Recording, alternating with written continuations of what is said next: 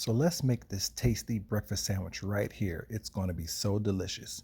All right, so we're going to be using some sourdough bread. We're going to be using some thick cut bacon, maple syrup flavored, and we're going to be using 2 eggs. We're going to cook them over easy.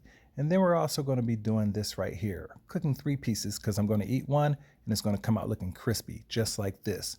Take the oil, the cooking grease from the bacon, and then you're going to save that. Now we're going to make a sausage patty the size of the bread, and we're going to smash it up, wrap it up real good, and put it in the freezer for about 30 minutes so it can get firm.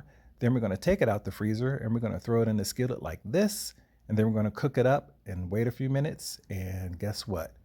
It's going to come out looking just like this.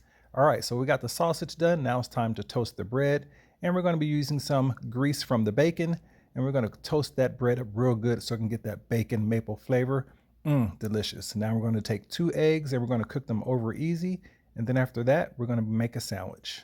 That's right. Here it goes. Put some mayo on your bread, put some lettuce on your bread, put some tomatoes on your bread, put that bacon on your bread, 2 slices or more if you want. Put 2 slices of Gouda cheese on there, good old Gouda, and we're going to put that big old Jimmy Dean sausage patty on there with some over easy eggs, and it's going to be nice and runny. Then we're going to put that lid on this baby, and it's going to come out so delicious, and it's going to look just like this.